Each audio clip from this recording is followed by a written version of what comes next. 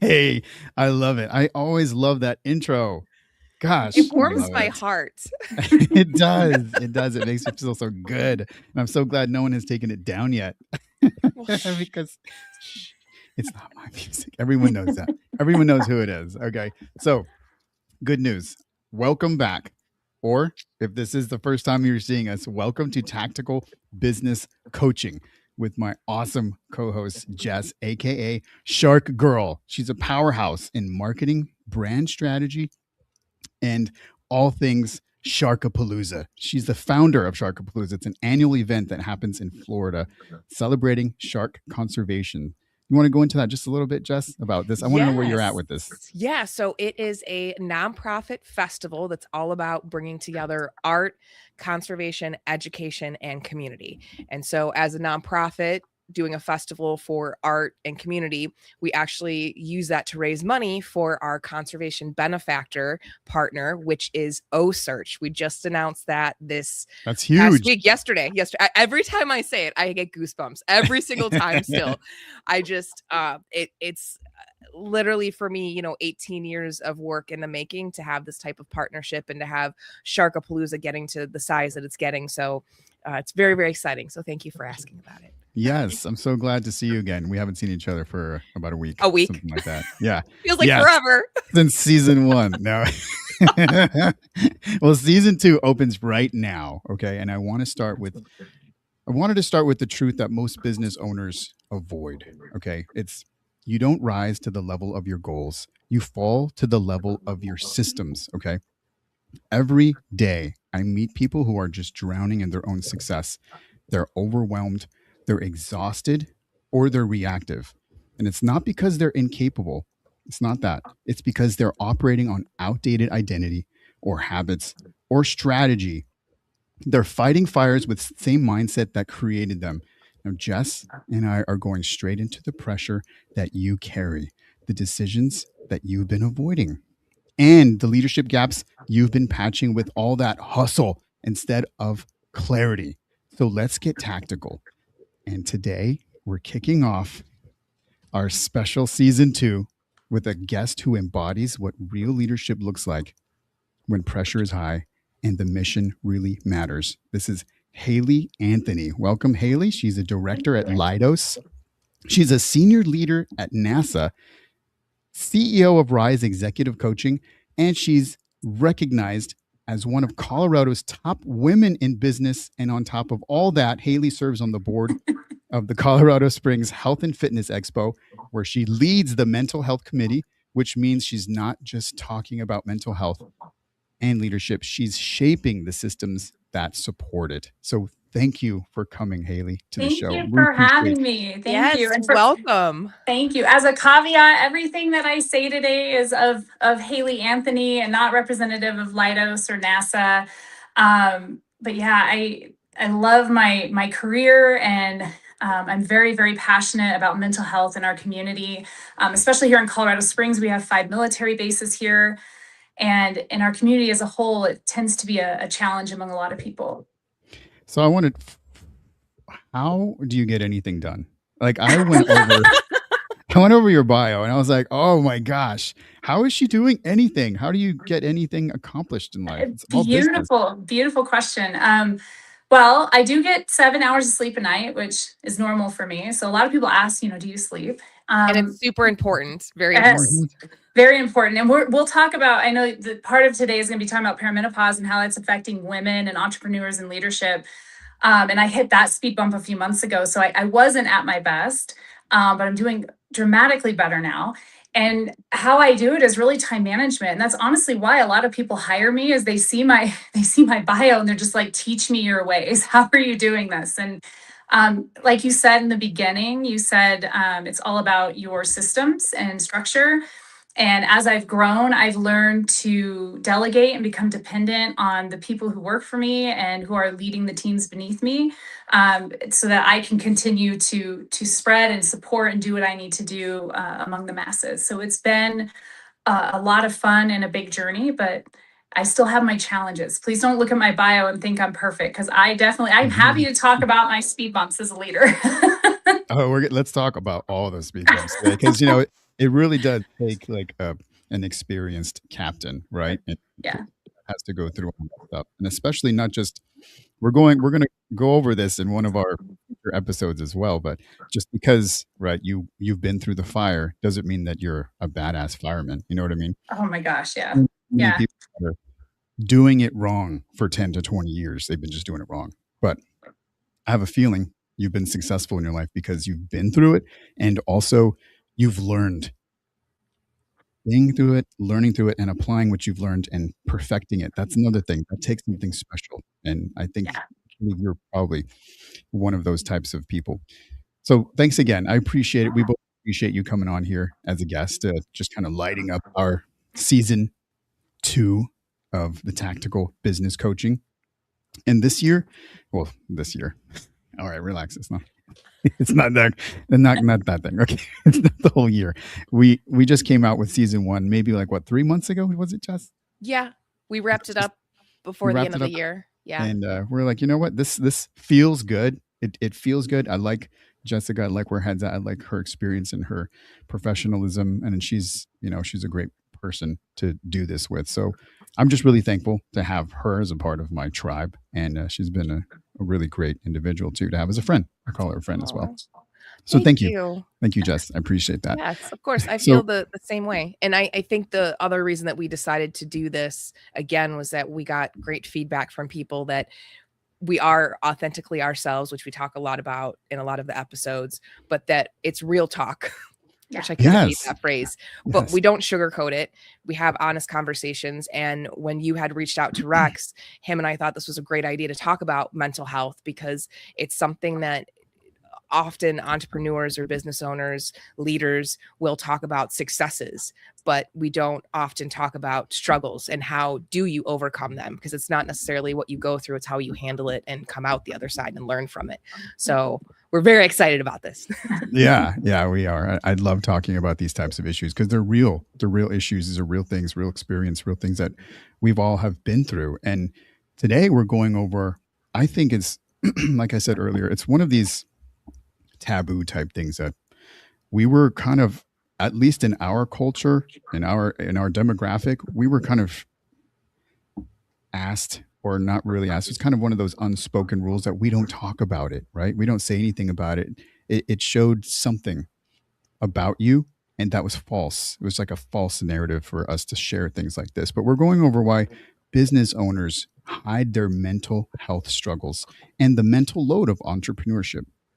It's a tough thing, right? We're all entrepreneurs here, right? I mean, do you have any struggles? Not to go into them yet, but like, do you feel that pressure? I used to. And the reason why I say I used to is I think as leaders, we think suppression is healing.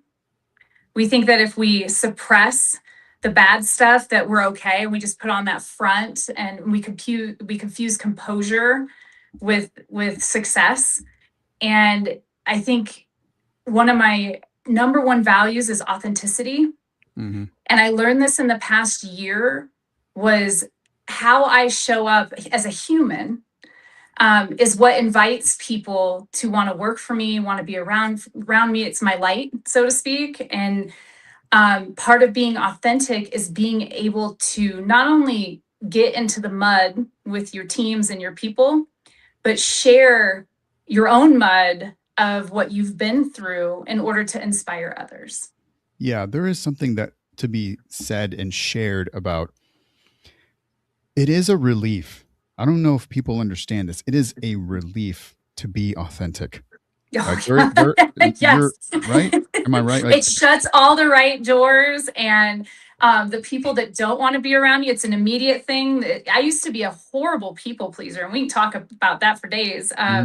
But when you realize that, if you show up as who you are, and you're kind, you're not, coming in, kicking in doors, the right people find you and the wrong people leave. And it's such a beautiful gift. And when you realize it's a gift, and it actually accelerates you in your business.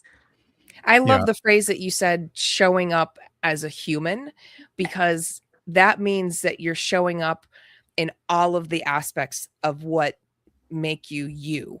And I think often people show up in different versions of themselves, like the family version, the business owner one, the serious one, the professional one. But if you are just you do exude that specific light that attracts people. And I think it's important to be comfortably you in all of those, because you're all one thing. You're not different dimensions. Exactly. And people try to slice it up. Yeah. Well, unfortunately, in the past, that was a thing. You leave your personal problems at the door. And unfortunately, that's not how we work. I guess high performers are really often excellent at functioning while internally dysregulated. And it's because they're out of sync with who they really are, their authenticity. And so what I learned, I mean, I'll give you an example. I'm heading out to Huntsville on Sunday. 25 years of, work and operations, I had my first employee pass away. And I'm going to go out there. I'm going to run his memorial. We're going to put this together for the team because that's what they need. And we're bringing his husband in. And it's just, when I called to tell the team what had happened, because he just didn't show up to work, I cried on the call. And I said, guys, and I paused. I said, guys, this is the first time in 25 years I've ever lost an employee. You're going to get to see me real and raw today. And I'm not sorry for that. And part of that is tears. And I want you guys to feel your feelings through this, because it's going to be a rough day today. And I'm really sorry. And I got a lot of appreciation after that. I felt so, what's the word? Vulnerable in that moment. But I think with vulnerability, and Brene Brown talks about this all the time. I love her. But with vulnerability, it invites authenticity. So I love my job. I cannot say enough great things at NASA. I have an amazing leader, an amazing team that invites authenticity. And it's definitely why I probably still work there, and they put up with me.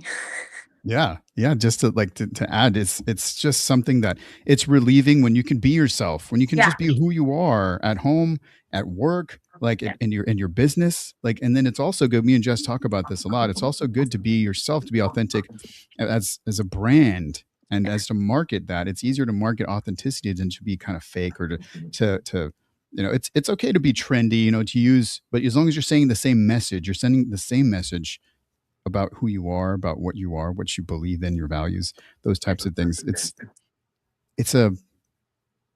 It's easier on you, and that relieves some of the stress that comes. So did you know, I want to share something real quick. Did you know this? According to some recent surveys, nearly 40% of business owners admit they hide their mental health struggles just to look confident. Yep. And almost 90% of entrepreneurs report dealing with at least one mental health issue. Yep. That's I would say it's higher than that, to be very direct. Because people probably aren't. Yeah. Well, executives hire me all the time with Rise Executive Coaching. And I'm going to tell you, because my process is inside out. We're going to get inside you. I want to know your values. I want to know your life purpose. I want to know, which really drives kind of your ambition. And when we get wildly real about that, that's honestly what makes up a piece of our authenticity and who we are. But as we're pulling a lot of that out, a lot of the other stuff starts to bubble up.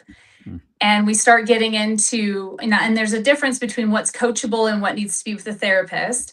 But there's a lot of trauma that comes up. And being trauma informed and trauma aware, I'm able to refer to therapists accordingly. And in the state of Colorado, we have laws around that, right? We part of my contract is really differentiating between psychotherapy and coaching. And different states have different laws. But no, you're absolutely correct. And I would argue that it's more than that. I think some people are self-reporting just to hold back out of fear of, reputational damage or whatnot, or investor perception. But I mean, you think anxiety, and that's a big one, is dealing with anxiety among leaders that I'm coaching. There's this anxiety and narratives that they tell themselves that aren't accurate. It's based on feelings instead of facts. And so learning to differentiate between the feelings and the facts, and learning to really ground ourselves really gets them to go a lot further. just asking, hey, what you're telling yourself right now, is that a feeling or a fact? And it stops the whole conversation in its tracks. So yeah. Yes, prove it or lose it. That's Yes, right. that is That's a right. huge thing. I got shirts too, in case you want to send them. I got patches too. I love it, man, because that is a trap. It is a trap. It is. And this is not a small problem. This is the culture of entrepreneurship. And like, what are we thinking? First of all, I want to hear from everybody. What do you think is like going on? Like, if you have a couple of ideas, that's fine. I've got a few. I think one of them is an identity. It's an identity problem. Oh yeah. Right? It's an identity trap. Like, business owners, they feel like they're tied their worth to their performance. Very good. Yes, that's a big one. Oh, 100%. I spend a lot of time unraveling people's self-worth from their career. And if we think of the military, I deal with a lot of military transitions, and you get people retiring. And at what age do you usually retire out of the military? 40-ish, right? It's about when people have a midlife crisis. It's about, so I cannot tell you how many times you are not your uniform, you are not your beret color, you are not just a dad or just a mom. I deal with people who have their value and self-worth wrapped up in their home titles. Well, I'm a stay-at-home mom and I just got divorced and now I have to get a job. And because it's pulling them away, what they perceive is pulling them away from being a good mom and being there for the kids 100% of the time, it's completely crumbling them. But you have to have a breakdown in order to have a breakthrough. And so usually at about 4 or 5 weeks is where we get our breakdown. And it's like, oh my gosh, because when I bring people in, they have these amazing goals, but they're over here. And it's just like in boot camp in the military, we got to break them down to build them up in order to hit the goals that they need to hit. And it's such I'm getting goosebumps right now because it's such a beautiful privilege to be a part of that journey. Because I myself went through it a few years ago, and it completely broke me open into a very different person that I am today. And you couldn't pay me enough to do it again. However, I'm so elated and grateful that I had the honor of going through it. So helping others go through that and step through it, and then being able to admit that there's a problem. Hey, I have anxiety. I need some tools in my toolbox, or I need a therapist, or I need medication, and getting them to the right people. I was going to say that the other element of that must be, because I feel like only recently, in maybe the last decade or 2 decades, has it been, and yes, we're talking about it because it isn't talked a lot about, but even decades ago, to say that you were dealing with stress, depression, anxiety, you were seen as weak. Yep. And I know that especially men in our society, they're told, don't cry. You can't cry. If you can't manage stress well, you're weak. And I think by those of us that can get to the other side and work through that and be vulnerable and say, yes, I struggle with that, it allows others to say, oh, well, maybe I can also acknowledge I have an issue. Because I hope that tide is changing in our world, and maybe you're seeing it with people. Men cry more with me than women do, believe it or not. And I honestly think it's because it's suppressed. It's suppression. And they've been taught exactly what you just said. And the other thing is, there's 2 things there. The crying is immediately when they break down, this is therapy. I need a therapist. It's like, well, we can talk about that, but tears doesn't mean you need therapy. Tears mean it's a release. That's all it is tears. And we talk about that. One of the things that I'm trained not to do is hand tissues and try and calm them and suppress it, because that's suppression. Hey, stop crying. Here's some tissue.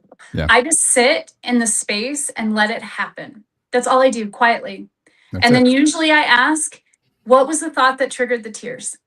Because I want to dig into what that is, because whatever that is either something we can work through from a forward coaching perspective, or it's something that needs to be worked on with a therapist.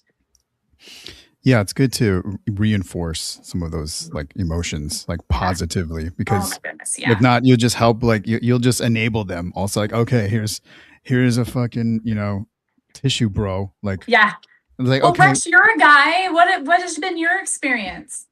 Oh my gosh. Yeah, you have all of our attention. Yes. Do tell. So, I mean, I have gone into this before in depth, and I'll just touch on it a little bit. So I was I was never brought up that way. Like my dad never said like, "Hey, stop crying, shut up, you're being a little bee." You know, he never did that. He was never like that.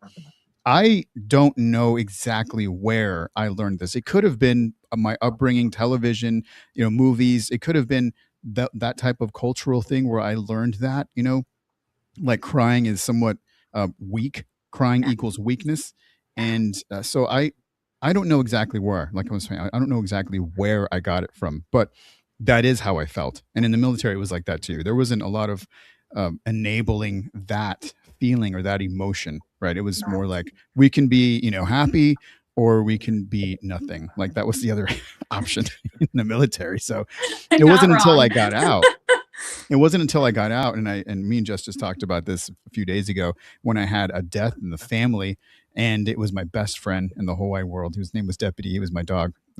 He's a German Shepherd. I had him since, you know, since he was like 7 years. And he died suddenly. It wasn't like one of these died of old ages type thing. You know, he just died suddenly, and that's very like traumatic. And that moment, right? I just kind of like released like everything, every tear I'd ever held back, everything I had ever had inside of me, just crying because I buried him in my backyard, you know. So Yeah. with every strike of the shovel into the ground, and it was really like another like emotion, another tear, another. It wasn't just a tear. Okay, that I'm Yeah. painting this. This was a fucking sad movie. Okay, this Yeah. was like a war story movie. Yeah. Right. It was just like just tears, just ocean just coming out of me everywhere. And it was just sad. It was sad. But ever since then, I have like allowed myself, you know, to just, hey, if I gotta fucking cry, so what? I've never really like belting out tears of sadness because I allowed myself now to do it. It's always like just maybe one, you know, maybe one or two. But it's so relieving and it's so liberating as a man to just be like, hey, I can just allow this to come out of me. You know, I always have this image in my head that helps this. I don't know if you guys ever remember that movie Troy, right, with Brad Pitt. Do you remember that movie? I don't know Yeah. if you remember this part in the movie where he like destroys his nemesis, right, Hector. He drags his body back to the tent. He goes into the tent and then like he has this chat with his dad, right, the king. And the king, you know, he's like agrees to give his body back to his dad, and he goes out and he cries. He goes out like he's just like I got to go out. He didn't tell anybody, but he went out and he just like he had to just give that little cry, and then he's done. Now I'm back to right. That's not just being vulnerable. That's like a vulnerable leader. Like I've got to let this out, and now let's press. Time to move on. How did you feel afterwards? After the movie, or No, after the. You know what I mean, all right? yeah, of course I do. Yeah, so afterwards, you know, it was a little confusing, but I like to try and make sense of all the things that happened to me. You know, I believe in signs. I believe in these like events that happen to you for a reason. So the way I made sense of that event was that was my buddy kind of allowing me to release who I am, who I was, Mhm. and those emotions. Like he was like, it's okay.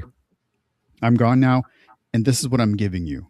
Right. Yeah. So I don't dwell on like being emotional thinking about him. When I think about it, I think about that and it helps me because I think about it in a positive way. It's like I look back Yeah. and I'm like, ah, I'm like, thanks, buddy. Because now I feel truly liberating, truly like free to just be, you know, express any emotion that I have. I'm a fucking spectrum of Yeah. emotions and I'm not That's scared. important. So there, I think a couple things that you just said though is one of the things that comes out of my coaching too is people will like I just cried for no reason. And honestly, that's actually fantastic because we spend so much time trying to intellectualize our emotions. Why am I crying? Why am I angry? Why? How about just feel the feeling? That's Right. important. And then the other thing to tie it to identity, I don't know if you've ever heard of Dr. K. His handle is A Healthy Gamer on Instagram. He's a psychiatrist and he specializes in helping men. And one of the things he was interviewed by a Diary of a CEO, Stephen Bartlett. I'm a huge fan of him. And he was talking about trauma, identity. And one of the things he talked about is in order to shift your identity, you have to get into your emotions. So you think of our veterans who are war hardened, right? And they come home and we've suppressed stuff so much that, and we think we're healed. Everything's fine. We're fine. I just saw my buddy get shot right in front of me. We're fine. I'm just going to suppress it. Well, suppression's not healing. And so what happens is when you get home, everything else starts popping off. You start yelling at your wife, you start yelling at your kids or your husband or whatever the case may be. And you're not feeling the feelings. You're not allowing yourself to grieve. And honestly, deep grief is the biggest one that comes up. And I end up getting a lot, and they end up going to therapists as well. I work alongside therapists. And I don't like who I am right now. I don't want to be this person anymore. But they're not in touch with their emotions. They're not able to cry. They're not able to show joy. They're not even, everything's really just kind of coming out as anger because that's the power macho thing. It's not actually feeling the whole spectrum of emotions. And I love what you just said about that, because now you can feel it all and you're dancing with all of it. And if you want to change who you are, that's where it begins. And it's a beautiful podcast. You should listen to it sometime, because he gets into, it's like a 2-hour podcast and they separate it out. And he talks about all different ways and methodologies to start getting in touch with that. Yeah, I think that because I really like to teach about modern masculinity. I'm calling it modern masculinity because I think hopefully when I reframe it and we rename it, it can be something that we can utilize. And it really is about strength. Masculinity is strength. It's not man, it's not woman, it's not female, nothing. It's just strength. And if you really think about it, right, if you take me, for example, now, I'm not scared. I'm not scared. It takes true strength to be who you are, to express all those emotions. If you think about about individuals, I'm not just going to call it men or women. Let's just say people in general, they're like, I don't want to cry in front of this person or that person. Well, that's not being strong. Okay. Right. Be strong, be who you are, and release whatever you've got to release. We all just need to normalize freaking emotions, man. Like, so what? Yeah. A tear doesn't make you weak. It actually makes you stronger to be able to do that when and whenever you want. Yeah. And go ahead. No, I was going to say that you nailed it in Haley's humble opinion. And women of a specific caliber, like we want men who can provide physical and emotional safety. Well, physical safety is usually fairly easy. Emotional safety is where a lot of men get kind of stuck. And what I mean by that is I need to feel safe enough as a woman to fall apart in front of you. And if you don't know your depth and breadth of your own emotional spectrum and you can't cry, I don't feel safe that you'll be able to handle my tears. And that, I think, I love what you just said about that in regards to masculinity, because men that cry tend to be safe for other women or for women to be able to cry in front of them. So I love what you just said. I didn't mean to interrupt you. Go ahead. No, that's fine. Because you can be empathetic, truly empathetic that way. You're like, oh, like, I get it, man. I get it. Go for it, man. Do it. Let it out. That's a good point. I didn't think of it like that. Yes, it's an empathetic response. Man, you're teaching me things today. Look at you go. Jess, what were you going to say? Yeah, Jess, sorry. No, you're fine. There's also the physical aspect of it. Like and correct me if I'm wrong, but there's 3 types of tears that like release chemicals in the brain. So the saying, have a good cry, you'll feel better. You physically can calm down after a panic attack because you've literally released chemicals in the brain that are soothing the body and giving you a physical reaction to it, which I don't think that people understand, that stress, mental illness can take a horrible physical toll on the body. Yeah. Well, and you're getting in, I love what you're getting into there, because you're starting to get into more of the somatic piece of it. And it's so funny. I don't know if you guys have this experience. I live in Colorado. So whenever someone is going through a divorce, a death, or something traumatic, they all become hikers. All of a sudden, they're hiking every damn mountain in Colorado.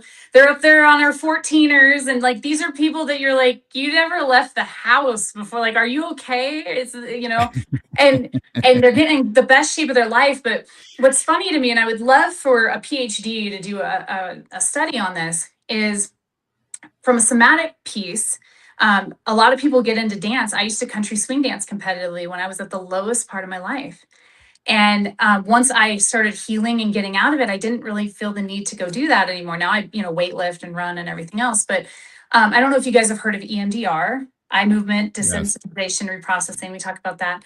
And EMDR is a beautiful thing. And it was the concept behind it is bilateral stimulation. So your eyes are moving back and forth, or you have, headphones on and there's a finger snap going back and forth, or you have hand buzzers. And the thought behind it, it's not even the thought, this has been research based. It's one of the top three modalities that are used to treat trauma. Is that it mimics your REM sleep. So during REM sleep, your eyes are moving back and forth and you're processing memories, right? And so they believe that trauma and the loop of trauma keeps your brain from putting things where they need to be. And so if you think of movement, like you were just talking about, and dance and hiking and everything else, it's bilateral stimulation. And that good cry and starting to add movement to it and moving through that really starts to become a healing modality for a lot of people. And if you have something to hold while you're Is that a shark? I love it. Is a fuzzy shark. I wonder why it's fuzzy. Why is it fuzzy, Jess? From Jess. Yes. Well, because it's based on the theory of biophilia, that we're naturally drawn to things based on how they look. So if sharks were cute and fuzzy, would we think about them differently? Mm-hmm. I just That's why everyone's getting pet raccoons. That's why. I don't have to feed this one only feeds off of my tears. I'm gonna steal that. It is. Off of the tears. Love it. Possums and raccoons and everything else that's fuzzy and dangerous. Everyone wants to make it a pet now. I know. All you see are the teeth. So you're like, oh, murder it. And it's like, no, hold on. We all have teeth. Relax. Your dogs have teeth. So that handle it. If we love it enough, it'll like us. Yes. Yeah. Oh my gosh.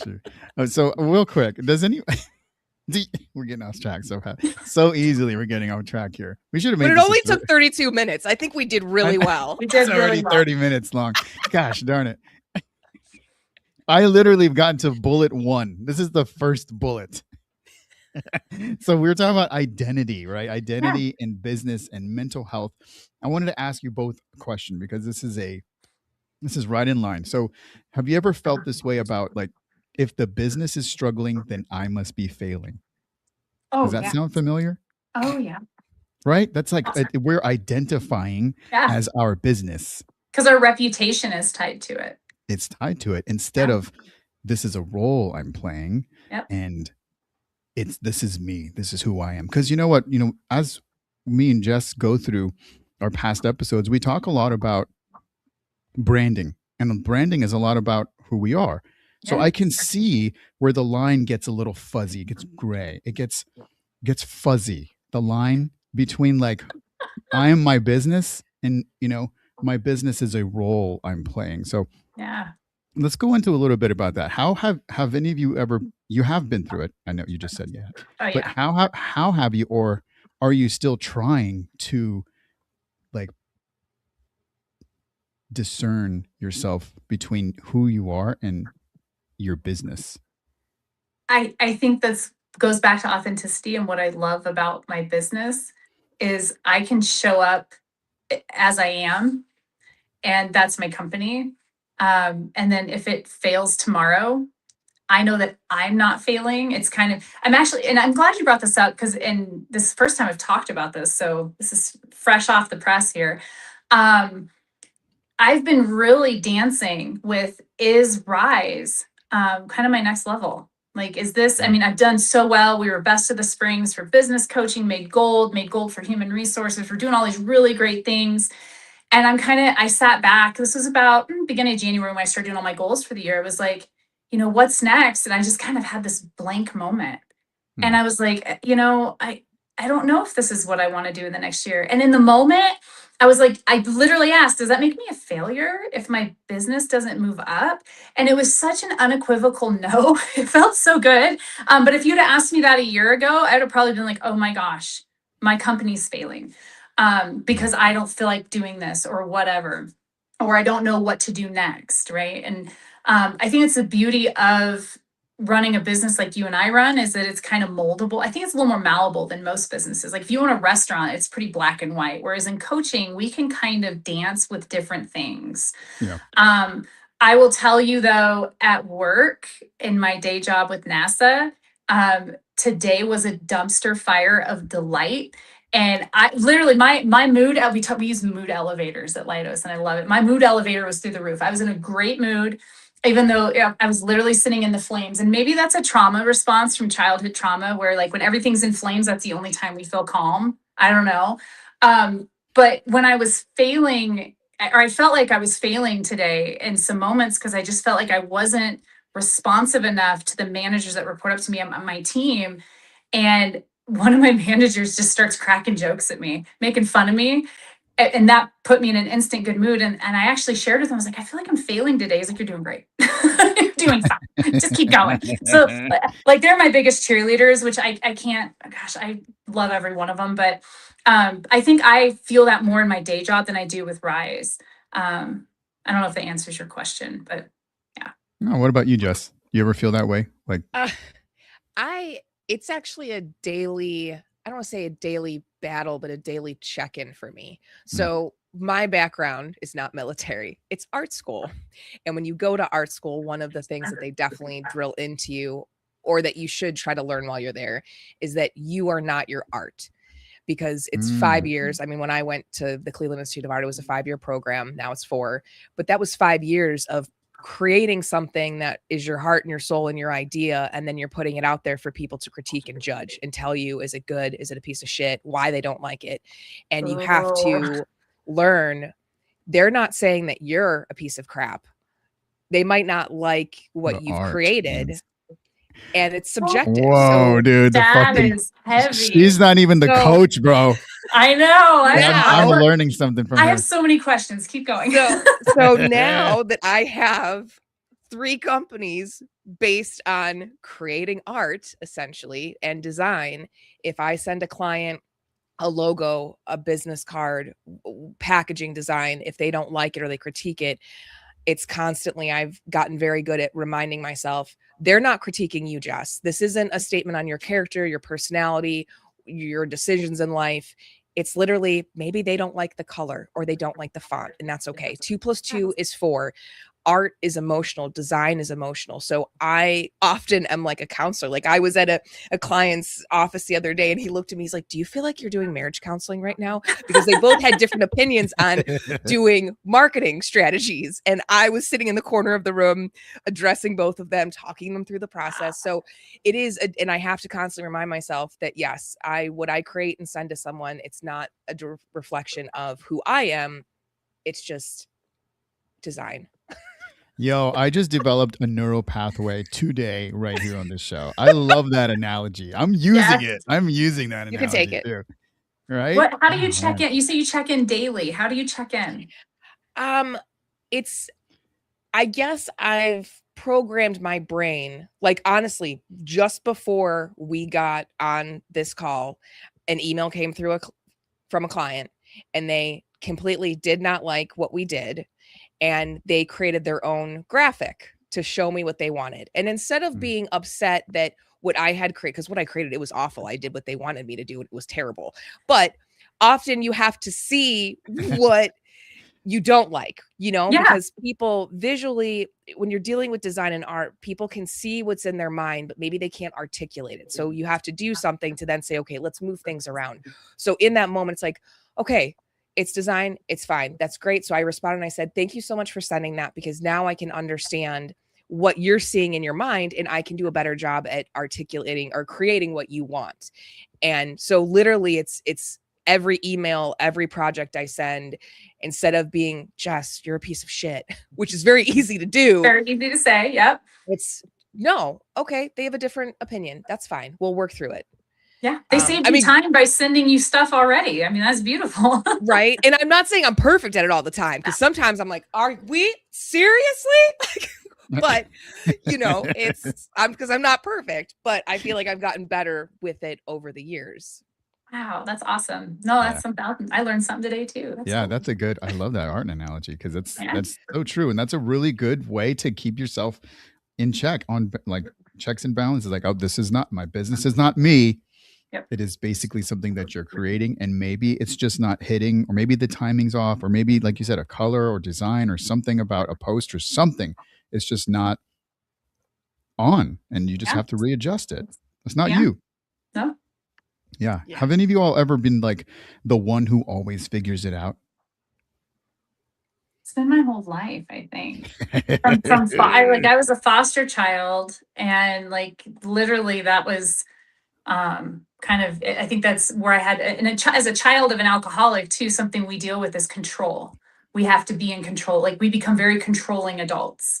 And I think one of the things I've had to learn was relinquishing control. And part of knowing it all is that's a control tactic. I have to know everything so I'm in control of the thing, whatever the thing is. And learning to create space and just be, and relinquishing control has been something I've done for the better half of the past 20 years, learning to do. I still suck at it if I'm being direct and honest on it. But I definitely got a lot more tools in my tool belt for it. So yeah, Yeah, it can really be a prison when life really hits hard and you can't figure it out. And you're like, okay, I've created this as a part of my identity now. Like I'm the one who figures things out. I can't figure it out. Now I'm a failure. Yeah. It's like, hold on a second. You're not that. Maybe this is the one thing that you can't figure out. And maybe we reach out to someone else. Flick the booger to other people. I mean, totally agree with you. Oh, hold on a minute. Yeah. Here you go. What about the lone wolf conditioning, right? A lot of founders out there, solopreneurs, right? They live alone, die alone, right? They build alone and they stay alone.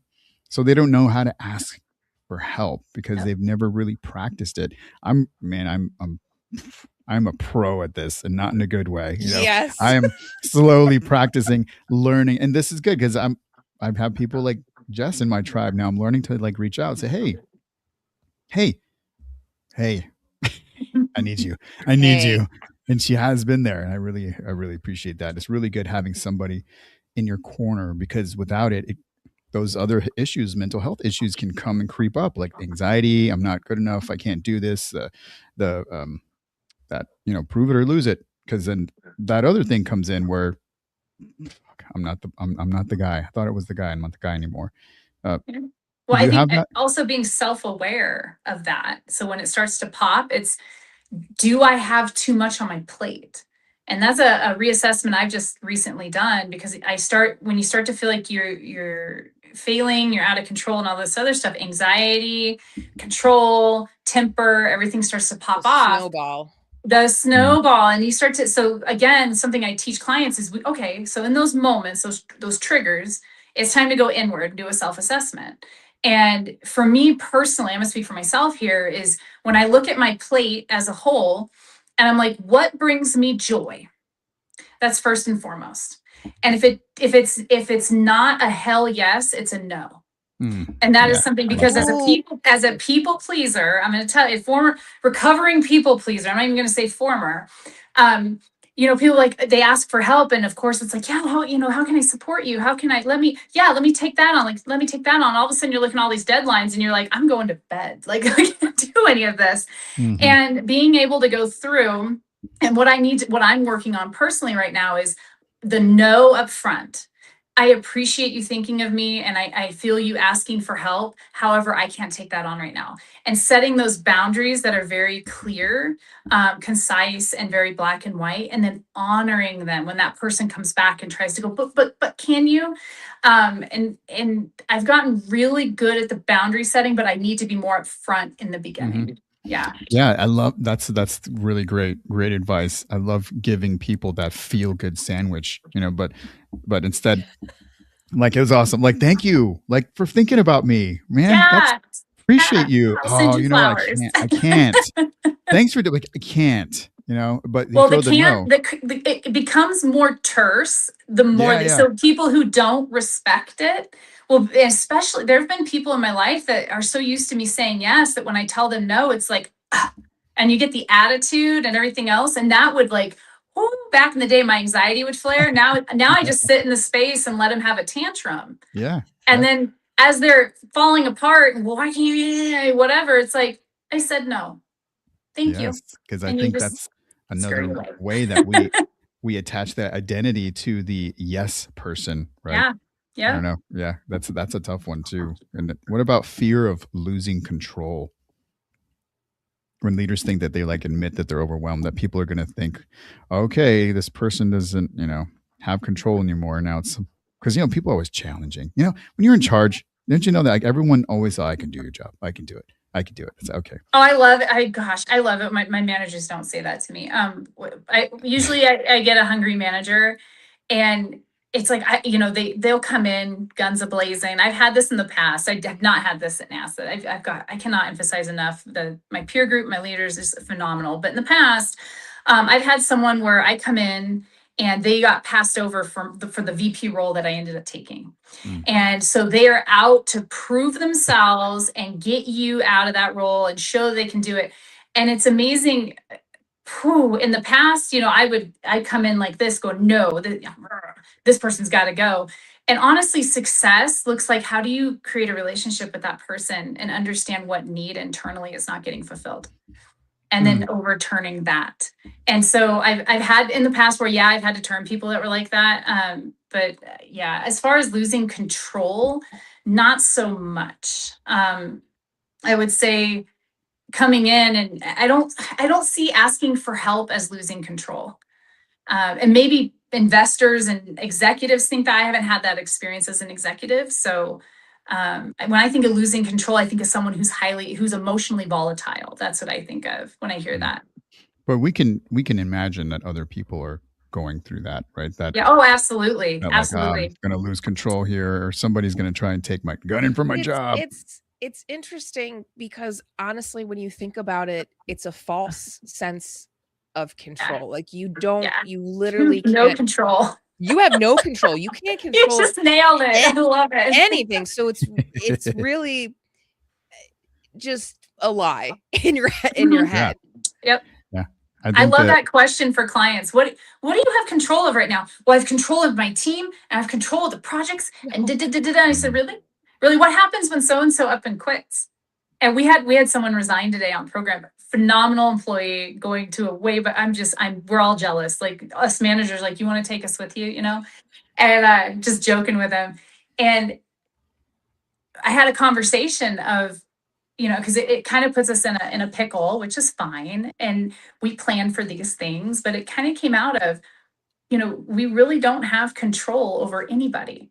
We have control over ourselves. That's it, period, full stop. And it was very enlightening, actually, that happened today. Love that, because I was just having a conversation with someone last night, one of my best friends. She's going to school for yoga instructor school, and she's working on the phase of releasing control over the outcome. Yes. And I was like, okay, I need to do that too. Can I piggyback on this course? Because welcome to coaching.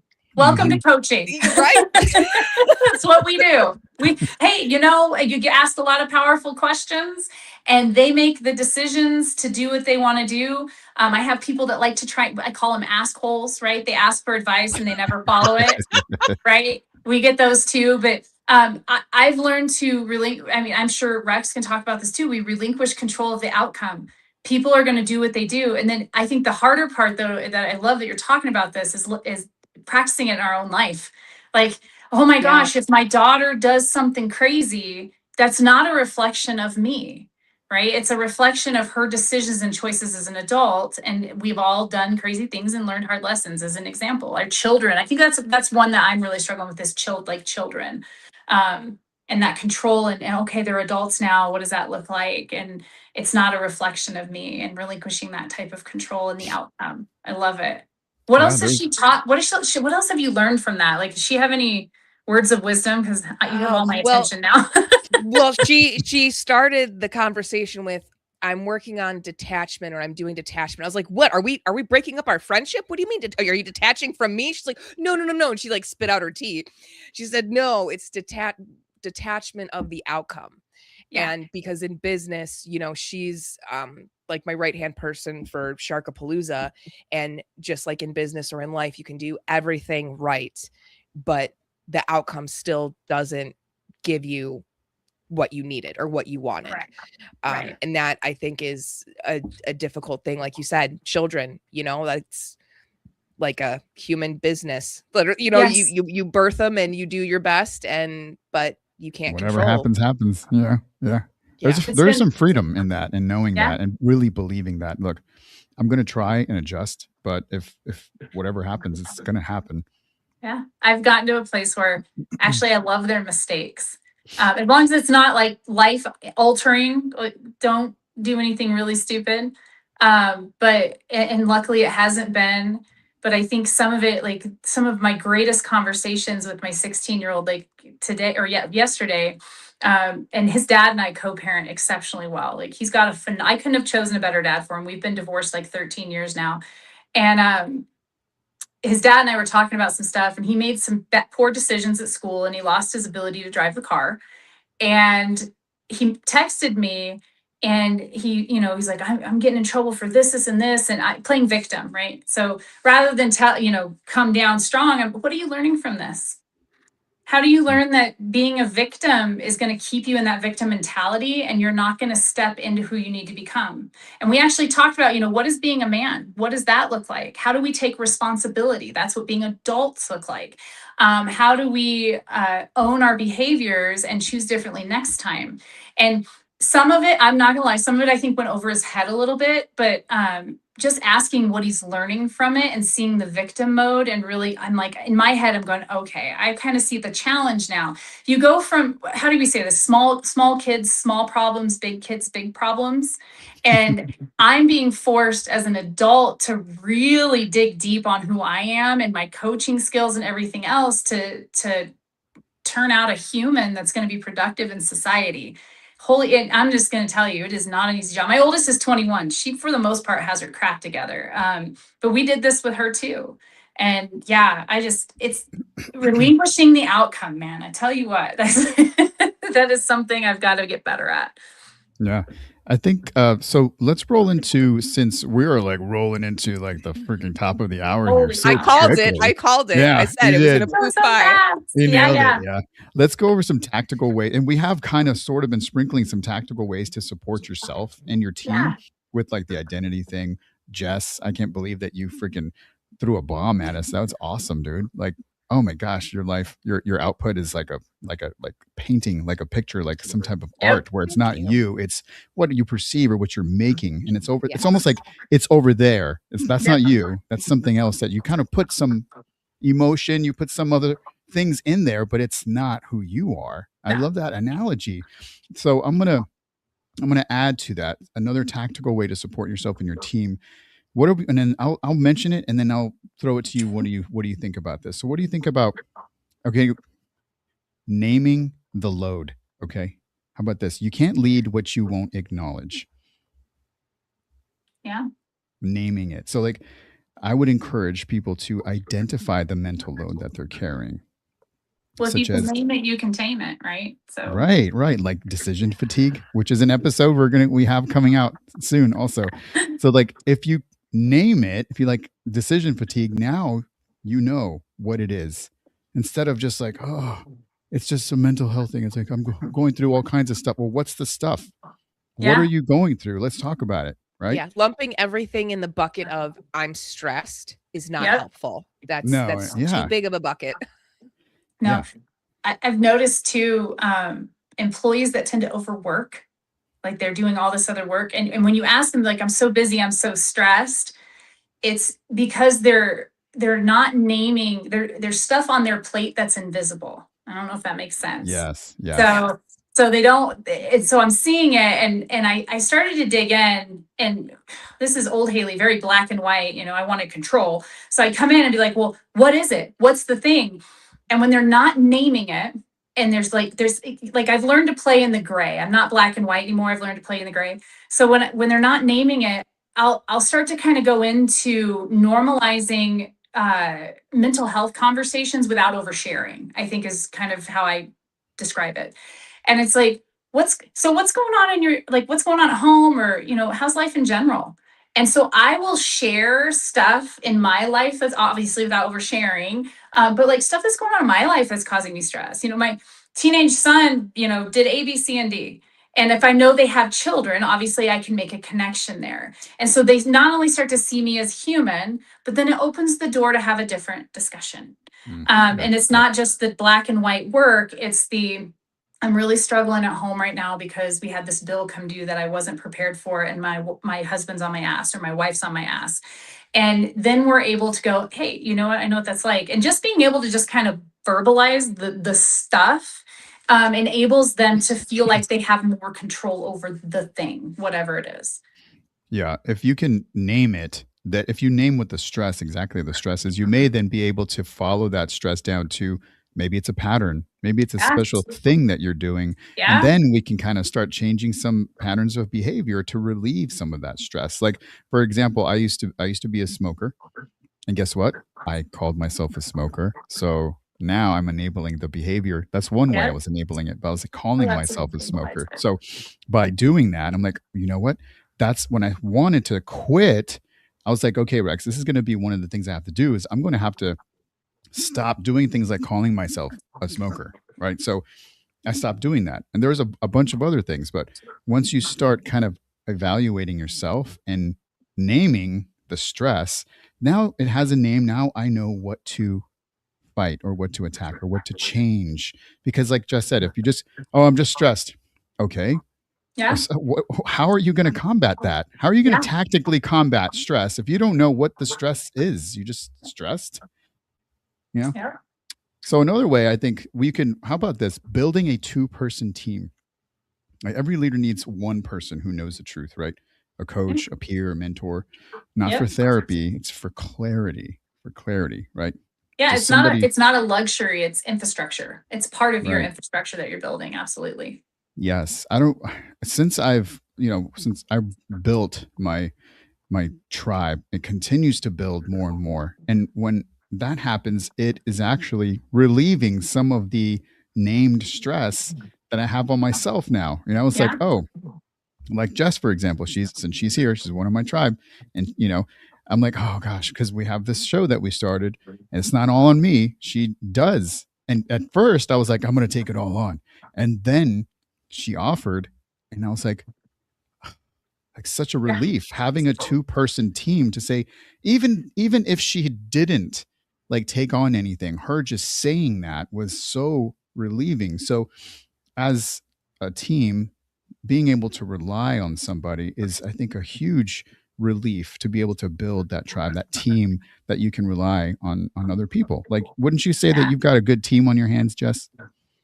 Oh, yes. I have a core group of individuals, and a lot of them aren't local to me, but I know I can call them and say, hey, this XYZ is going on. And they're like, okay, I hear you, and can have a conversation, and I can be human and be Jess, and they're not going to judge me. They're not going to think differently of me. And that's important.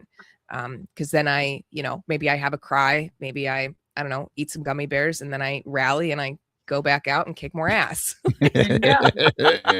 Yes. Another way I think is to create a pressure protocol, right? A simple, repeatable plan for when it starts getting overwhelming. Like step away. That also really, really has helped me and has helped some like my clients as well. Say, hey, why don't you just step away, assess the situation, identify the real threat, make one decision, and communicate that clearly. Like this is a framework. This is a system. Because when you have a system, it's not people that fail. It's the systems that you have in place that fail. So when you have like these protocols, like, oh, and then you identify, wait, I'm feeling this way. Why am I feeling this way? I had this real quick story. I had was running, I'm not going to mention names, but I was starting a business relationship with a couple of individuals. And every time that I had to speak with them, it was like fight or flight. Fight or flight, right? Oh, nervous system response. Right. And I was like, I'm like, Rex, why do you want to start a relationship, even a business relationship with someone when you feel that way? That doesn't make any sense. Because every time you'd have to deal with them, it's like, okay, what's the new bullshit? What are we going to deal with? What are we going to do that? And I started to evaluate that. And I was like, I know not every relationship is going to be the same, but the business relationship that I have, Are you over here, Jess? Or are you over there? Oh, I'm right there. Right there? There, Yeah. So the business relationship that me and Jess have, it's like, you know what I mean? Like what you said earlier, Haley, it's a fuck yeah, right? Yeah. When you feel that Yep. fuck yes, Yep. it's, and we're all adults here, so we can say that. Big When you words. feel that, it's like yes. But when you feel that fight or flight thing, it's like that's a red flag. Maybe you should pay attention to it and maybe disconnect, or reevaluate that relationship, because that's also going to be identifying a stressor in your life, right? Yeah. Well, it's the same thing when your phone rings and you're like, Oh, that's a taker. That's a taker. That's a relationship you need to manage. When okay. it's oh, finally, and you get excited and you hope that you're that person to them as well. Mhm. Because you don't want to cause them anxiety or anything like that. But totally agree. You got to set the boundaries around them for sure. Well, I think it's interesting that people put, and I obviously money's on the line because when it's business, Yeah. relationships are different. But because Rex and I had a conversation about that situation, and I feel like I said to you, Rex, if this were a friendship or like a romantic situation, that's a red flag. You would have bounced already. Yeah. But because it's business, you like, hang in there, and often teetering. people hang in too long where it becomes incredibly toxic, and then it affects other clients or other business relationships, and it's really at that point not worth it. Yeah. That's actually a tactical point right there, is being in touch with, again, self-awareness and being in touch with who you are, that when the relationship is done. And we aren't good at that as humans, because we don't want to be the bad guy. We don't want to end things because it always feels like it's going to be dramatic or sad or whatever, because we get into the emotional piece to it. But like I've stepped away from boards and things like that. My trigger is, how is it impacting my health? That's always a big one. How is it impacting the relationship with what brings me joy? So my family, my personal business, all the different things. Is it, and you said earlier, is it a fuck yes? Is it still a fuck yes? And then if it's not, I start to get into how does it make me feel in general around, do I feel fight or flight when I get an email? Am I like, oh gosh, I got to get this done now? Is it just one more thing? When that stuff starts to happen, it's time to do it lovingly and professionally. And like you just said, stepping away. So the minute I have that feeling, I usually give it 24 to 48 hours. Because sometimes it is made emotionally. You're like, oh my gosh, I'm so sick of this crap. And when you're in fight or flight mode, you're not going to be logical. You're in that amygdala hijack. So you're not in a place of logic. And so it usually takes about, and I don't know if you guys have read the book Crucial Conversations, but that is a good one where it actually takes you into the physiological piece of it. And it takes about 24 hours for all that stuff to calm down. In about a day or two, I sit back and I go, do I still feel this way? And if I still feel that way, I will draft the resignation letter, but I won't send it. And I wait another 24 to 48 hours. Do I still feel this way? Then I send it. Yeah. So you got to take, I think as a society, we're so quick to just, I need to make the decision. It needs to happen now. And yes, I'm pissed off, but I don't care. We're going to do it anyway. And then that's what creates the drama and the chaos. If we just learn to be and sit with the feelings and name it and tame it, and then act out of logic instead of emotion, the world would just be a better place overall. Let's just be real. Yeah, it's just like shopping, like grocery shopping. Okay, when you're hungry. When you're hungry. Right. Throw it in the basket, wait a few minutes, and then you'll be like, okay, hold on. You solve so many problems. That's why I have so much produce rotting in my fridge. I'm like, gosh, I'm going to be healthy this week. Cucumber has acquired its own area code in the back of the fridge. Yeah, thanks. I have to throw away through those two. Yeah, I mean, this is the same. It's the same tactic, though. It's like we don't want any like buyer's remorse, right? So, like you just said, Haley, throw it in the basket. See how we feel about it tomorrow, because a lot of our emotions get tied in with a lot of decisions. It's like, wait, let's leave our emotions out of these decisions. Wait till the next day. Yep. And that other situation I mentioned, it was the same thing. I was like, I'm not going to respond yet. Let me just wait. Next day, do I still feel the same way? Yeah. Okay, we're done. It's time to walk. Yeah, but stepping away. Yeah. Go ahead. No. Go ahead. First of all, is everyone good on time? Because we have a few more things that I think we should talk about. Okay. So I'm not going to just end it. Okay. So stepping away, even if it's not like such a definitive step away, walk away, it's more like back up and reassess. Let's reassess the situation. That is a huge step in that pressure protocol because we making those decisions, like instant decisions based on emotions, can really lead down a really bad alleyway of decisions, right? Relationships in general, Yes, right? You even get all hot-headed and types you of say stuff. relationships. Yep. You have to Some, identify. It'll help you identify what the real threat is. What's the real yes. threat? Yep. So Oh, something that I teach too is that no response is a response. yes. And I use that heavily when people are trying to get me emotional because they're angry or upset, or they send me this hot email. And I'll tell you, I'll look at it and be like, F your feelings, right? I have a moment where I'm sitting there and I'm like, I have a moment. And then I walk away. I'll usually go walk on my treadmill or go for a walk, bilateral stimulation, right? And then I come back and I go on a hike, I go hike a 14 or whatever. But then I come back and it's like, is it worth my time? Because something as entrepreneurs that we know is our time is worth money.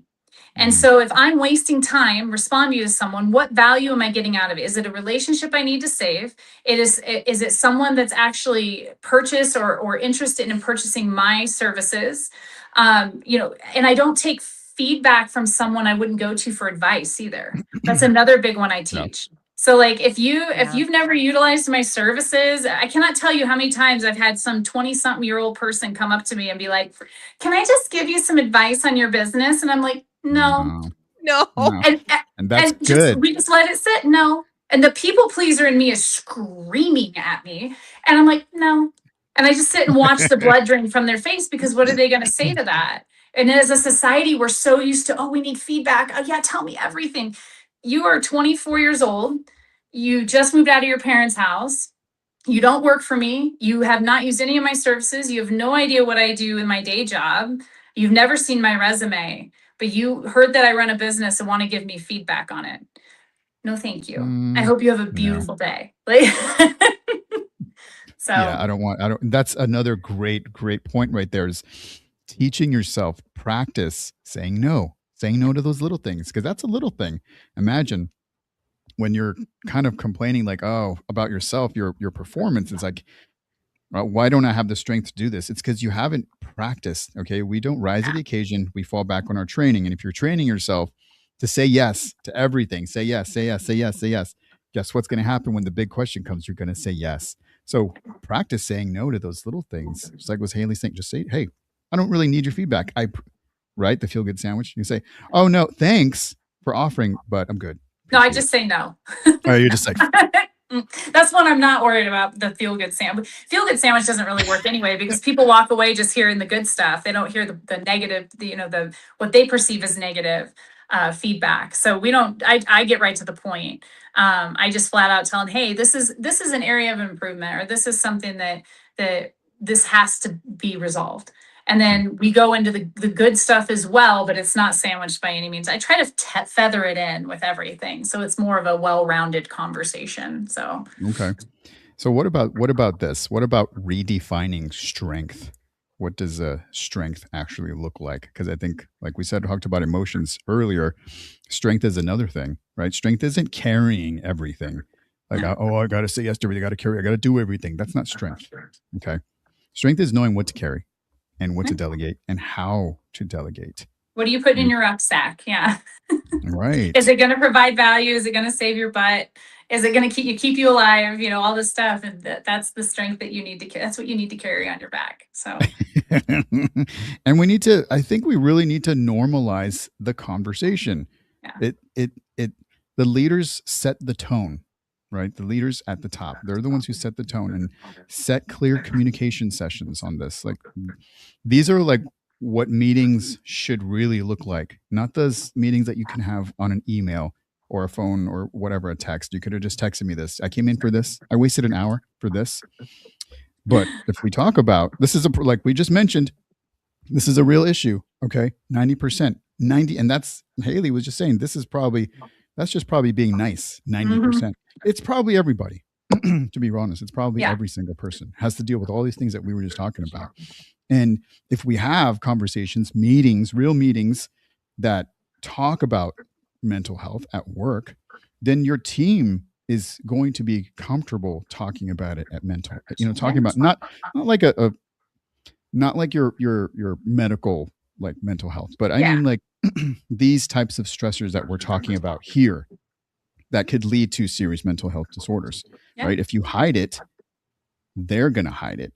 But Yep. if we normalize having a conversation about it, like, how's everybody feeling today? Like, what, how's Yeah. the load doing? With Lidos, we talk about our mood elevator. Like we start, hey, how's everyone's mood today? Usually I start my one-on-ones and we say it jokingly because it's kind of funny, but it actually gives phenomenal feedback as to where the person you're about to have the maybe a difficult conversation with, where they're at, what their day, where their day's been, and all that. I mean, I'll walk into a meeting usually with my peers and I'm like, guys, I'm not in a good space today. And if you have something difficult, can I ask that you be gentle with me today? And I'm going to be very, very, very mindful to be self-aware. And I promise you, if I'm sassy, it's not because I'm mad at any of you. It's I've got some deadlines coming. And when I come into a meeting, not even with my peers, with my employees as well, it creates psychological safety.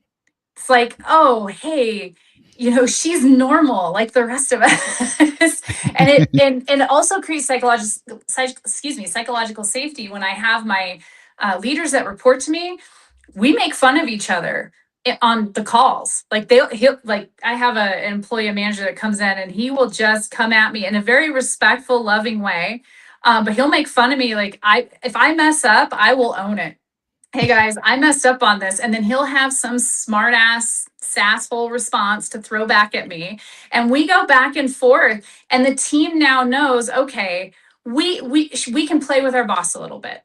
We can make fun of her sometimes. And then it makes it easier to talk about the hard stuff because they can then see you as a human being. And so I'm not just black and white and corporate all the time. And I use that term because I've worked at corporate enough where I know I never want to work at corporate again. I'm very much an on-program type person because it's more tactical and I can be authentic. And that's why I love about it. So, but yeah, I think that psychological safety and strength and all of that goes hand in hand. Yeah, normalizing it. So speaking of talking about the hard things, right? Talking about the hard conversations. And, as a business owner, as a nonprofit builder, as a man, this next subject could be very difficult to talk about. And I'm talking about peri-menopause. Oh, Anybody yeah. heard of that? Anybody heard of this? Such a hot topic right now, especially, since the Department of Health and Human Services took the black label off of estrogen and everything else for cancer. I can't tell you, I mean, Dr. Mary Claire, she's a big one right now, OBGYN. She's all over Instagram. She inspired me to go get myself figured out. And God, I was a mess for years and had no idea what I was going through because every doctor I went to, it's like, you're too young for that. Well, it starts in your 30s, and they just had no idea because they haven't been able to do the research. So yeah, that's definitely a difficult one for men. I'll tell you that right now. Right. Yeah, I mean, Especially male leaders. It could be if they're not, if they make it uncomfortable, then it can be uncomfortable, right? But we can sit here. I can have a conversation about anything. Let's just be real, and I'm just here to listen. How is it affected? How did it affect you at work? Did it have any real hard impacts at work? Oh yeah. So I actually went into it in about 2021, and a common sign is women divorce their husbands, believe it or not. Estrogen drops, our feel good, people pleasing hormone drops, and we just get tired of men's shit and we end up divorcing them. Oh my gosh. Linda's on board here. Hey Linda, what do you think? Is that accurate? You don't have to say anything. Okay. Yeah, I guess it was. Yeah. Linda's she's a coach also. Yeah. And she's a part of my tribe too. So thanks for coming on, Linda. We appreciate it. Yeah. Thanks, Linda. Yeah. No, so it hit me pretty hard. And actually, one of my biggest things I'm passionate about right now. So my estrogen, I'll give you an example, was at 1500, normals around 150-ish range. And so 1500, think about that for a minute. And during perimenopause, our hormones are doing this, but they're wild. They're just all over the place. And it's actually showing why we have weight gain. But anxiety and depression are huge. And I had anxiety and I'd go into my doctor and she's like, here, just take these meds, take these meds. And I'm not a meds person. I don't want to take medication. I want to get to the root cause of the problem. So I went to a therapist. And of course, they want to do EMDR and they want to do the therapy things. And okay, cool. No one sent me to a doctor to go get labs done, Oh, to go figure out, hey, maybe this is biological. It's really easy for our primary care docs to send people to a therapist, but our therapists are not on board yet with sending people to go get their biology test. What is going on in your physiology right now? yeah. Because Oh, for me, leveling all that out, my anxiety gone. I like literally, I had a chaotic day, and I was in the best mood ever. and this is without goofball pills or anything like that, Yeah, right? nothing. Like, well, I mean, if you want to call hormone replacement therapy goofball pills, No, sure, no, but no. I'm it talking about leveled the me out. hardcore I was stuff. happy. Yeah. So it causes, I think what really showed me that there was a problem, and maybe this will resonate with a lot of women, is my sleep. I was waking up at 3 a.m. every night. I couldn't fall asleep till about 10 or 11. I was up at 3 a.m. I was getting 4 to 5 hours of sleep a night. And I'm like, something's wrong. I was having anxiety and mood shifts. My energy in general was volatile. Like I would go into like uh, just these phases where I just didn't want to get out of bed. I'm going to be transparent and vulnerable. I was laying in bed and I'm like, why am I here? Like I've never been depressed my entire life, ever. I've always had anxiety. I'm a strategy person, so I live in the future. So anxious is my way of life. Not anymore, but it used to be. And I just remember laying in bed going, why am I here? And that was a trigger for me to go, it's time to go to a doctor. Yeah. So I went to my doctor and she drew let's do labs, right? My vitamin D was low, my LDL was high. Well, she told me to take a vitamin D pill and stop eating fast food. I don't eat fast food. I live in the gym. And I was like, no, this isn't right. And if we actually do the research, China just released a huge research on, they're calling it an LDL, a cholesterol marker showing perimenopause. That's actually, if you think your hormones are actually made by cholesterol. So if you have free floating in your body, something's wrong. Your vitamin D, one of 700 things that it does is tell the cholesterol to become progesterone, estrogen, or testosterone. And so you start seeing these wild fluctuations. And finally, I found the right doctor. I just went in. I said, I need my sex hormones checked. I need to get leveled out so I can feel like a damn human again. And started following Dr. Mary Claire. I buy all her supplements. It changed my life. And I'm going to tell you, ladies on this call, when you start doing this journey, it sucks for about 4 months until you get leveled out. And then it's like you're in your 20s again. Oh, so it's not like an instant thing. No, It's it going to take isn't. some time. It takes time. Linda just shared for me, it was all about energy levels and sleep cycles. Wow. Yes. Yeah. Brain fog was another one where I walk into a room and I'm like, first of all, I forgot what I was in the room for, but I'm like, what room am I in right now? Like, why am I in this place in my house? I was leaving I've lost my phone, God knows how many times. The other thing is that we hear a lot about is what's called frozen shoulder. And then we get very itchy. Like it almost feels like my skin got exceptionally dry. That was a hard one. And then exercise. I completely changed my thought process. And I don't care if there's any male bodybuilders out there. I will never hire a male bodybuilder over the age of 40. And here's why.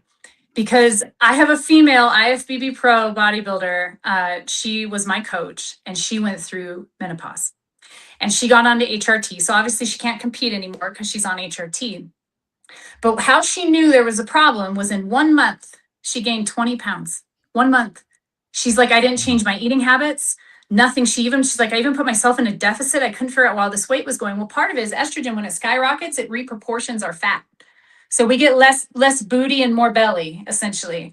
So she ended up finally getting leveled out. I see so many comments coming in because you're too young for brain fog. No, actually, Jeffrey, I'm really not. So anyway, all that happened and she went and got herself leveled out and she's back into fitness shape again. So it really does impact us in those ways. So, and that's another thing that we keep hearing, you're too young. I can tell you how many doctors told me I was too young. I'm 42. My mother was menopausal at 48. I started at 36. So get yourself checked. I can talk about this all day. I'm so sorry. So that's good. People need to know. Go ahead, Jess. Well, I was going to say, even before being premenopausal, your hormones can be off, because that was my issue. For years. My gynecologists, doctors would say, take the antidepressant, take the anti-anxiety medicine. And it really wasn't until I found a doctor that I was trying to go the holistic approach. And she said, let's get your vitals and all of your hormones tested. No one for over 30 years had ever said that to me. And I thought, why am I? And I personally think that it's a pharmaceutical situation where people make money. They push certain prescriptions, and it was easier to put me on an antidepressant than understand what was really going on in my hormones, because I knew that it was related to my cycle, but then to see the results from the blood test and the hormones, to be like, oh, I've been messed up for my whole life. You're like, wow. Wow. I mean, I've been on and off antidepressants and anti-anxiety medicine, I think 4 or 5 times in my life. And now working with a doctor on my hormones, to realize I'm not crazy, but to feel like every month that you're crazy and you can't sleep and all of those other things. And to think for years, decades, no one had said, well, it could be something else. Maybe you're not depressed. So it's worth, no matter what age you are, to get your hormones tested. Well, imagine if therapists did that. Like that's something that I really struggle with. When I asked a bunch of therapists, I said, hey, how many of you have clients that found you over the age of 40 that are suffering from anxiety, they brain fog, they feel like they're crazy? Hands went up. Cool. How many of you have had them get their hormones checked? Hands went down. Zero. None. Zero. Yeah. Well, and the other thing is, you got to look at our insurance too, like the insurance industry. That's how our therapists make money. Yeah. If they go get them solved with hormones, and rather than sitting, like I literally got my hormones level, I didn't need a therapist anymore. I was like, hey, I don't feel crazy anymore. It's insane. And imagine as an entrepreneur, how does that impact you as a female, like as a female entrepreneur, trying to sit with a client and coach and help them with theirs. And you're like, you're taking notes feverishly because you're like, I know I will forget the next sentence. Or I'm going on 4 hours of sleep and I have a strategy session I need to be present for. I mean, it's unreal. And I'm so blessed. Again, I have a male boss nonetheless, and his wife had gone through it. And I said, hey, real talk. And he goes, what's going on? And he used to work with the FBI. He's the easiest man to talk to in the world. I said, this is what's happening. It's going to be awkward. He goes, it's not awkward. He goes, go get your shit fixed and let me know what you need. I was like, thank you. Thank you so much. So being leaders in that position to create space for it is important as well. That brings up a very good point, though. And Jeffrey, thanks for sharing that. I appreciate it. But that also, that brings up a pretty good point. So from your perspective, if you are working for, let's say, a male boss or a female boss who is younger, who doesn't understand, like, what kind of space would make you feel like not just comfortable, but like okay to speak about this, or like what would you expect from your team? I want to encourage leaders first and foremost to go educate themselves on it. I actually had some E9s in the Space Force just fly to DC to talk to our leaders in Capitol Hill about menopause and the challenges that female leaders are facing right now in the military even. And I would encourage our leaders to get educated. Like I said, I can't say this enough, Dr. Mary Claire, you just go read her stuff. She pulls it all directly from research from NIH.gov. If you're a research nerd like me, like I literally will go to bed at night watching or reading the National Institute of Health site, like all the research stuff that they're doing. But Dr. Mary Claire has a lot of really good stuff out there that really educates women. But if you're a guy and you want to understand why your wife is so pissed off, that's a good place for you to go as well. And I think the other place to think about, well, I would think it's just like any other difficult conversation. You want to create space for your employees to have that psychological safety, to be able to come to you and say, hey, I'm not feeling okay. But the other side of it is, as an employee, it's your responsibility to get yourself together and get yourself okay. And I think that was why the conversation with my boss went so well. Yeah. Yeah. Don't go to your boss expecting them to fix you. Fix it, okay? right? They're not doctors. Okay? Sir, I need patches. Can you help me out here? Like most good, really like informed bosses, they should understand it. Like you said, they don't have to fix it, but just understand that it is a thing, it exists, and create a space, right, to have these conversations openly, like you mentioned. Let's just be open about it. Your boss was like, hey, get yourself fixed out. It's fine. Yeah. Right? He Yeah. wasn't like, go ahead, Jess. I was going to say, someone once told me that it's a lot easier to have a awkward or difficult 15-minute conversation than exist for weeks or months in a situation that is awkward or terrible. So Dude, that's twice. Jess, you're really showing up today. I love it. Damn, man, you got nuggets, bro. You got ChatGPT over there. Why aren't you coaching? My goodness. I've been in therapy and counseling the majority of my life, so I feel like that's where I learned it. Yeah. You're a listener. You're a good listener. That's probably what you. Well, and we talk about leadership transitions so much in our world that we don't talk about hormonal transitions that much. And I think that it's just as important. It's to me, it's no different than when an employee has a baby, right? When they come back, we expect our women to come back to work at 6 weeks after pushing a bowling ball out of their crotch, and we expect them to be normal. They're completely normal. Everything's fine. Oh, you're nursing, that's fine. You're not sleeping. You have an infant at home. Your hair's falling out because your hormones. You're in pain. You're still kind of trying to heal, and you're trying to nurse and keep another human alive. But by the way, you have a strategy meeting at 12, and we need you to drive change in an entire, 65,000 person organization. Good luck. We need some care here. So what is this, Jeffrey? Oh, look at you. Hey, Jeff, do you got any questions for us before we wrap things up? You have another appointment. Okay. He's gonna I promise to follow your advice and learn to say yes. Well, and feel free, anyone who wants to check out my stuff, you can go to riseexecutivecoach.com. You can even just book. I do free 30-minute consults for everyone. It's something I do. You don't even need to contract with me, and it's not a sales pitch. Just come hang out with me for 30 minutes with a challenge that you're having, and you're going to leave with some next steps that you're going to come up with. That's the beauty of it. So love it. Rise. Yeah, Linda. Yeah. Rise. I love it. Yeah. So leaders out there, you don't have to fix this. Okay.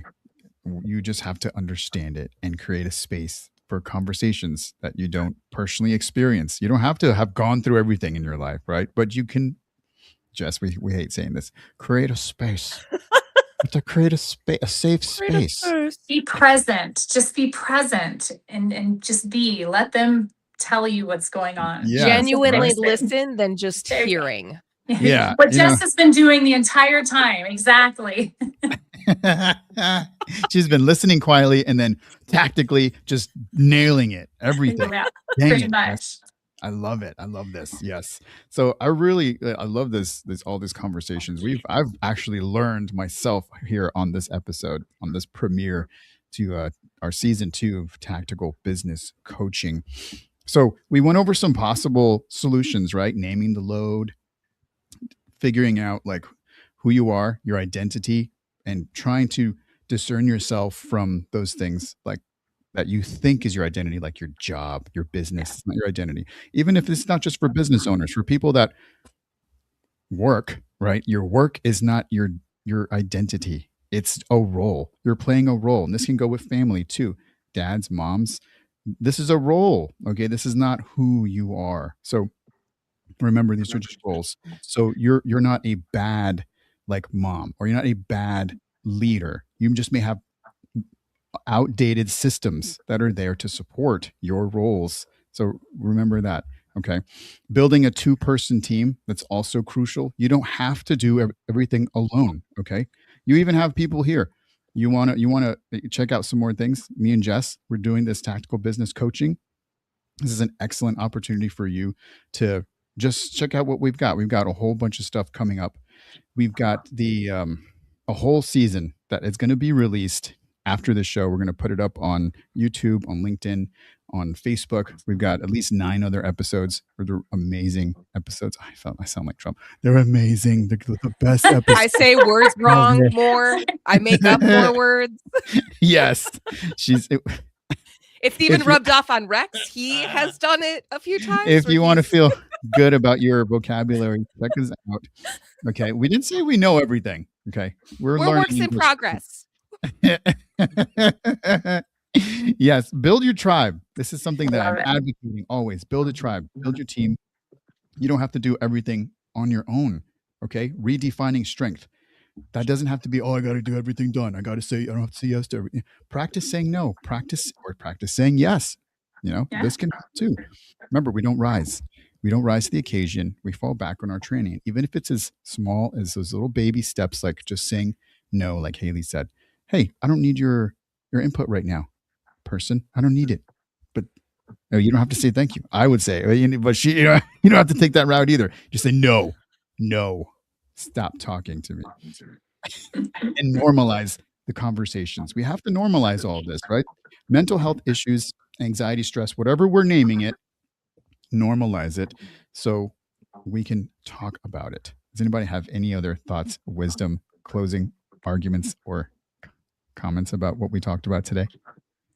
I'm so glad we all said yes to doing this. Yeah. Thank you for having me. This was a gift, and excited to share it with everybody. This is a good conversation. How does it compare to your first podcast? Oh my gosh. Yeah. We're not talking about that. No, this was the best one by far. And I'm so grateful that I got to do this with you guys. You just genuinely good people. I got it. And yeah, you did. I stuttered, had to hold back. No, but it was I love this. I actually learned a lot today, and I learned more from Jess. The coach is on the call. Like, we learned from Jess today. Yeah. I love it, Jess. Well, I'm just very glad that, thank you, but that Rex was able to bring you in, because I feel like I've met another amazing, awesome human being, Haley. And Rex, thank you for saying yes to season 2 and being in my tribe. So yes. Thank you, Jess. We had a lot of fun recording it. Like, it's a lot of good information, a lot of good intel. Just check it out. It's all out there, complimentary for everyone to just learn about yourself, learn about your business, learn about work, learn about all kinds of stuff. We got a whole lineup coming up. It's going to be awesome. Thank you again, Haley. Thank you, Linda. And who else is on the call here? Jeffrey. Thank you, Jeffrey. He may have gotten off, but thanks, Jeff, for signing in. And if you need anything, if you need any anything, no, not I'm not anything. Okay. But if you're looking for some tactical business coaching, this is our website right here. Check us out. We consult. Like I said, Jess is a freaking bomb ass marketing strategist and branding specialist as well. I'm a coach. Or reach out to in the Colorado area or wherever. I'm sure she travels everywhere, right? I do. Yeah, she's a traveling ex-soldier. Forgot to mention that you're also a veteran. I am. Yep. I was in 12 years, 2 deployments, and 90% VA disabled and all the good things. And I do I give back a lot to our veteran community here in Colorado Springs, heavily. A lot of free coaching, a lot of just creating space and allowing them to share their stories and getting them the help that they need. So yeah, it's something I'm very passionate about. Well, thank you for your service for both of you. She beat me to it. Thank you for paying your taxes. All right. We appreciate that. Thank you. For the longest time, people would say this, thank you for your service. And I had no idea. I had no idea what to say back. Because I'm like, what do I say? Thank you? That sounds a little presumptuous. Oh, you're welcome. Like that's no.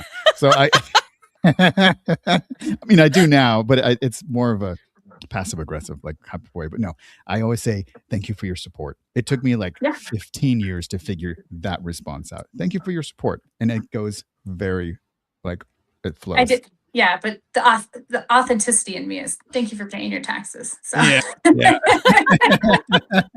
You paid my way all the way through. There you go. Thanks, Haley. We appreciate you. We will see you soon. Check us out, Tactical Business Coaching USA. I'm not saying USA. I'm saying, okay, relax. I'm saying Tactical Coaching USA. That's the website. Also, check it out, Facebook, LinkedIn, YouTube, Instagram, all of those. We're on all those, Tactical Business Coaching, or check out Haley. Thank you again. We appreciate everything from both of you, and we will see you soon, right? Check out the outro. Boom.